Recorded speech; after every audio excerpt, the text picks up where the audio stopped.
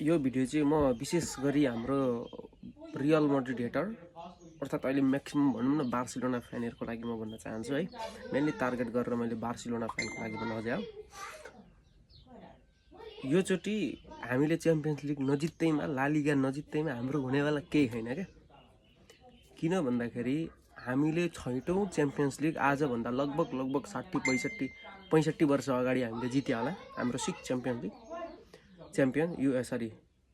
Champions league है।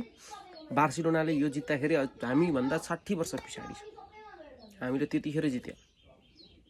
हाम्रो 28औं ला लिगा भनेको चाहिँ हाम्रो लगभग आजभन्दा 20-22 वर्ष 22-25 वर्ष अगाडि जित्यो हामी भनेपछि हामीलाई त 1-2 वटा गेम हार्दैमा आर्सेनलसँग कमब्याक नहानोस् 3-0 हाछ, हामीलाई केही फरक छैन, केही मतलब छैन क्या। हामीलाई त्यो अलिकति हार्दैमा रियल मड्रिड एउटा गेम नराम्रो खेल्दैमा एउटा सिजन नराम्रो खेल्दैमा हामीलाई हुनेवाला केही छैन। हामीसँग पहिले पनि हिस्ट्री छ, अहिले पनि हाम्रो तत्काल हामीले विगतका वर्षमा हामी योभन्दा अगाडिको वर्षमा ला लिगा पनि जित्यो, च्याम्पियन्स लिग पनि जित्यो। वर्षै पछि जित्नुपर्छ भन्ने छैन।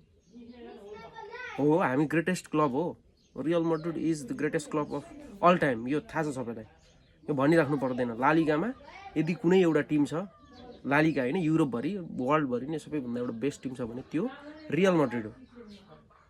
अब हामीले त के अरे सिटीले 2-4 वटा गेम जित्दैमा प्रिमियर लिगको बेस्ट टिम सिटी भन्न पाइँदैन, भन्न सकिँदैन होला 4-5 वटा जित्दैमा।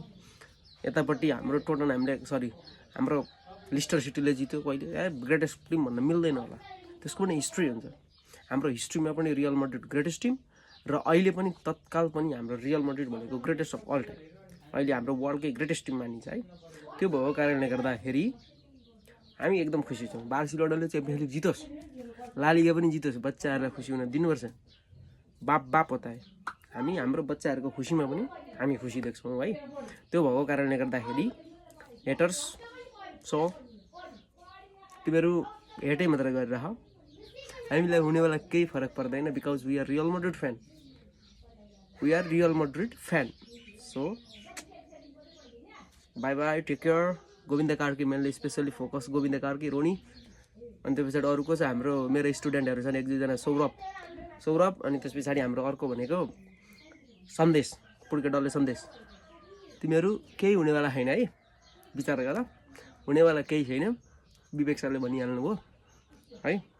Real Madrid greatest of all time. अहिले पनि तिमीहरू जेसुकै भन, जस्तो सुकै भन, रियल बार्सोको सबैभन्दा राम्रो टिम किन नहोस्, रियल मड्रिड भनेको बेस्ट। यो कुरा दिमागमा राख्ने, यदि दिमाग छैन भने म केही भन्न सक्दिनँ। So bye bye, take care.